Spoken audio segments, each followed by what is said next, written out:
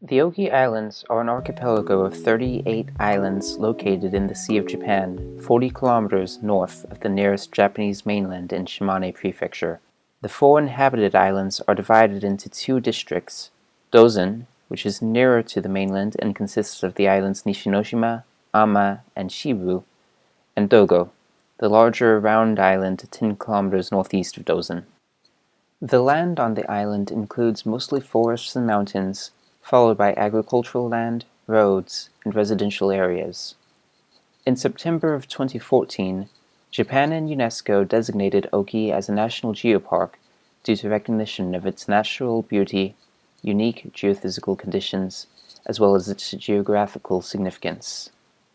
The sea, although beautiful and a great source of industry, isolates Oki from the rest of the country, with only one daily ferry to and from the mainland.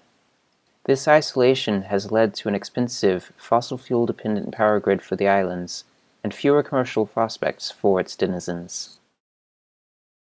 Since 1955, the population of Japan has increased by 40% as a whole, leading to sometimes unfathomable congestion. In stark contrast, the population of Oki has halved over the same time period. As Oki's population has declined, so too has its economy. Fishing still provides the largest share of production and will probably always be significant, along with agriculture, which primarily consists of rice. Being remote islands, Oki's geographical loneliness has become a barrier to economic development, especially transportation cost. The primary sources of electricity are two oil-fired power plants, the Kuroki power plant on Dozen and the Saigo plant on Dogo, connected by a 22 kilovolt submarine power cable named the Saigo-Kuroki cable. The operation of the plants depends on the continual ferrying of petroleum between the Japanese mainland and the Oki Islands.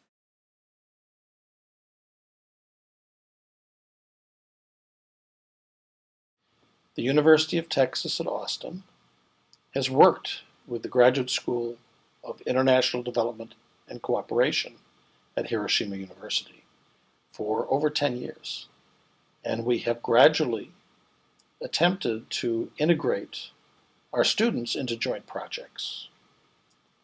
Recently, IDEC has begun to plan each summer a course that would involve students from both the University of Texas at Austin and one or more universities in Japan on some joint research project. This past summer, they were able to obtain funds from the Japanese government to support 10 students from the University of Texas at Austin going to Japan to work on issues of renewable energy in the Oki Islands. The rationale for the project was to see whether or not students, along with faculty, could investigate options for investment in renewable energy on the Oki Islands, and by having that experience, be able to enhance their confidence as professionals being able to solve a challenging sustainable development project. The islands currently have some renewable energy generation installed in the form of wind turbines and solar arrays, as well as one hydroelectric facility. Whenever a large portion of a grid's energy comes from variable renewable energy, large amounts of energy storage become necessary, but these have already been installed in the form of large lithium-ion and sodium-sulfur batteries in the Dozen district. While there is a plan to install more solar capacity at the Okinoshima airport, open lands for further solar installation will be at a premium. Additionally, the large amount of cloud cover over the Oki Islands leads to very low solar insolation. The sun shines only 19% of the time over the course of the year. Overall, the Okinoshima municipality rated the island's total solar resource at only 2.4 megawatts unless large sections of the forested geopark are cleared. Fortunately, there is a much higher capacity for wind generation. Several turbines have already been installed, but only a small part of the archipelago's total wind resource have been tapped. The research team went to work calculating what it would take to satisfy the remaining renewable energy needs with wind. So we're trying to calculate the number of windmills, and the number of windmills essentially depends on two things: the energy generation from each windmill and the energy demand. And the energy demand we know from the historic load profile, which is about 24 megawatt at any particular time throughout the season. 24 megawatt is the maximum. We've seen that Oki Island consumes about 79 million kilowatt hours in a year, and the energy generation of a windmill is dependent on the air density, the wind speed, and the swept area of a windmill. And the swept area we've calculated by a model that Okinoshima is already installing at the island, and that has a blade length of about 42 meters. And we've seen the historical air density by the change in relative humidity and temperatures. To calculate wind speed is a more challenging task because it varies daily by every hour in a day. And for that, we have actually we've developed the probability distribution of wind speed in any particular hour and in a day, and we've simulated it over a case year with Monte Carlo simulation. And the probability distribution is done by fitting a Weibull distribution graph on the historical data. And for that, we need two parameters. We need the scale parameter and the shape parameter. And we've used their historical data to calculate these parameters. And from that, we moved upwards. We calculated the ideal graph, which is something like this, the ideal graph of the probability distribution. And from that, we did a Monte Carlo simulation for the whole year. And then we saw how much power is generated in a year, in a day, and in every hour. And from that, we calculated the total generation, and that which we matched to the demand, and that helped us calculate the number of windmills. The exact number of windmills will depend on the availability of space to place them. Limiting our analysis to Dogo, where roughly 80% of the population live, we started by comparing the maps of wind intensity to the maps of human activity and land utilization. Most of the zones with the most productive winds, the red grid squares on the map, are unavailable because of the island's parks or unsuitable because of poor soil characteristics. Because wind turbines remove energy from the air, placing them too closely together limits their effectiveness. We found the total number of turbines that would be required by filling the highest productivity zones first. With a 200-meter buffer between the turbines and the parks and human settlements, 26 turbines will be necessary. If the community desires a larger half-kilometer buffer, 6 additional turbines will be necessary because more low-productivity areas would have to be used. For our economic analysis, we used the worst-case scenario in which 32 turbines will have to be installed. The cost-benefit analysis goes through two scenarios. One, where we maintain the status quo, continuing to import heavy oil and burn it in what is effectively a diesel engine to generate electricity. And two, where we will install 100% renewable energy capacity.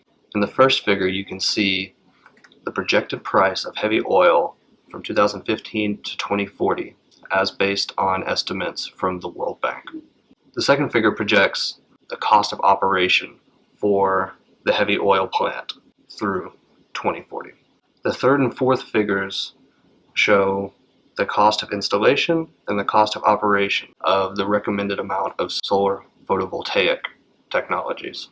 The fifth and the sixth figures show the cost of installation and operation for the recommended amount of wind turbines through 2040.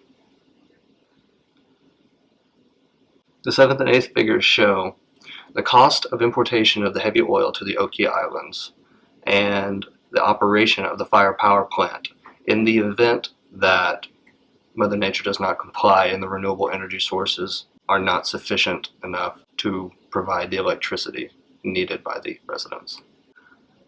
So in the next two tables, you'll see the total cost of the first and second scenarios. The first being the cost of maintaining the status quo and only generating electricity from burning the heavy oil. Two, you'll see the total cost of the installation and the operation of the renewable energy technologies, as well as the importation of the reserve heavy oil and the operation of the fire power plant.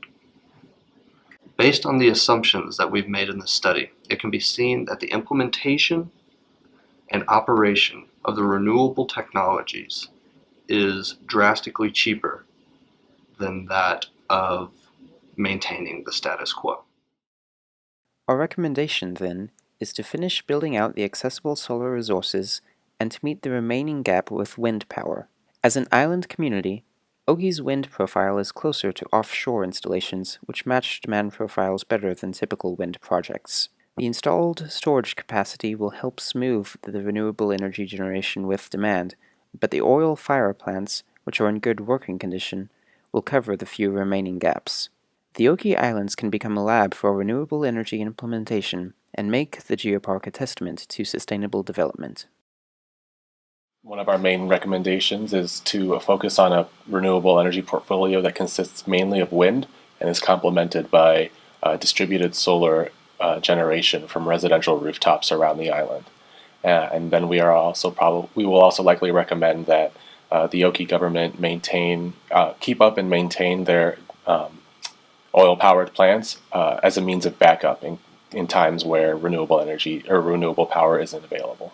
So I think this research sets a great example for other developing areas, especially remote areas. As the rest of the world develops and begins to electrify, we need to be able to make sure that we are implementing electrification strategies that are responsible and sustainable. And I think this project will go a long way in setting an example for that. Our findings will really help give local government a new perspective and good examples of what has been done here and how it could help them there, as well as just us being able to assist them in their analysis for really figuring out their resource mix and feasibility for future projects. And I really hope that it will help them with economic growth and getting people back onto the islands. It was very impressive that the municipality of Oki and Shimane Prefecture are putting so much effort to revitalize the island. And I think our work is to assist their effort. So with the support from their local governments and from our side, I think we could see the possibility that the 100% renewable energy island was feasible. So I think that could be the conclusion or the possible outcome of this project.